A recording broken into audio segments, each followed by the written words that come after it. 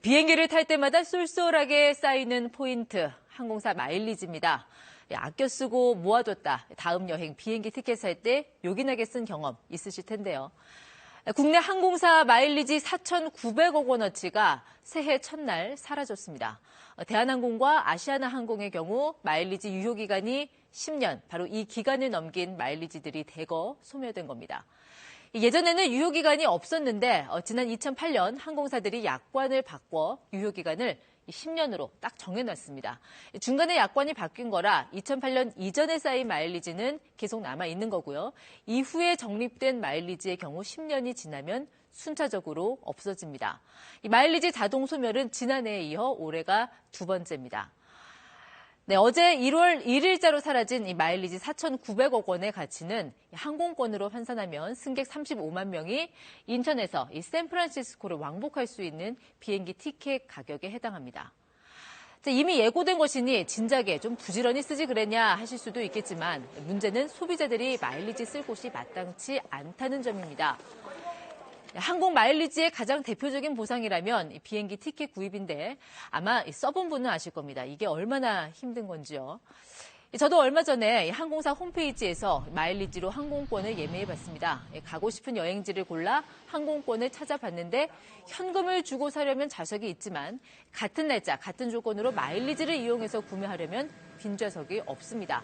콜센터에 문의했더니 6개월에서 1년 전에는 예약해야 한다는 다소 황당한 답변이 돌아옵니다. 자, 왜 이런 걸까요? 통상 마일리지를 쓸 때는 항공권 구입이나 아니면 이코노미에서 비즈니스로 이 좌석 업그레이드를 생각하게 되는데 약관에 보면 여유 좌석에 한해서 가능하다고 되어 있습니다. 그럼 이 여유 좌석을 얼마나 잡아놓느냐? 이건 아무도 모릅니다. 항공사만 압니다.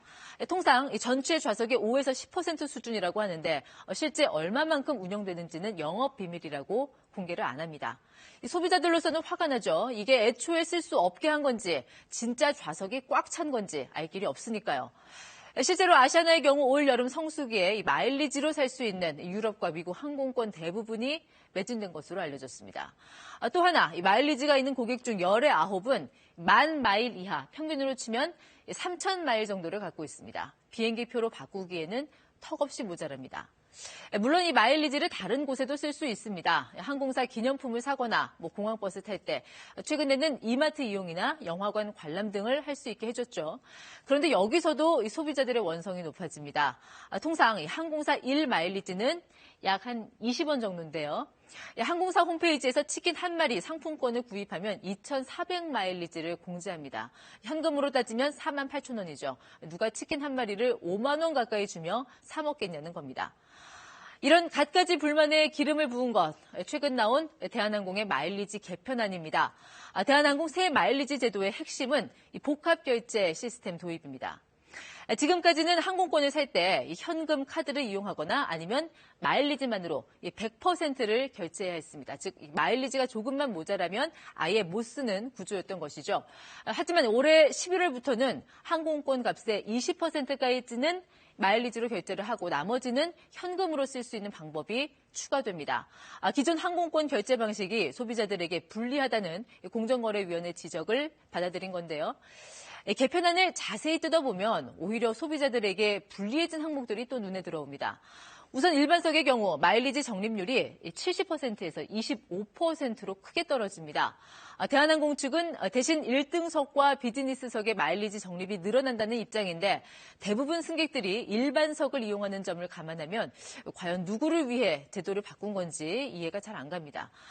마일리지 가치도 대폭 하락했습니다. 예를 들어서 비성수기 기준으로 인천에서 미국 뉴욕을 갈 경우 지금은 62,500마일리지면 비즈니스석을 구매할 수 있는데 개편 이후에는 9만 마일리지가 필요하게 됩니다. 일반석을 사서 비즈니스석으로 바꿀 때도 뉴욕행 비행기의 경우 4만 마일리지면 됐는데 앞으로는 62,500마일리지를 써야 합니다. 자, 이렇다 보니 소비자들은 마일리지를 쌓는 것도 쓰는 것도 힘들어졌다며 눈 가리고 아웅식 대책이란 비판을 제기하고 있습니다. 급기야 공정거래위원회가 대한항공 측에 개편안 재검토를 요청했습니다. 외국 항공사처럼 마일리지 활용도를 끌어올리고 다른 사람에게 양도하거나 판매할 수 있도록 소비자 선택지를 좀 넓혀주는 건 어떨까요? 이렇게 해도 마일리지 100% 소진 가능성은 상당히 희박하다는 점에서 항공사 입장에서는 기대 수익이 줄어들 뿐이지 믿지는 장사가 돌리는 없습니다. 친절한 뉴스였습니다.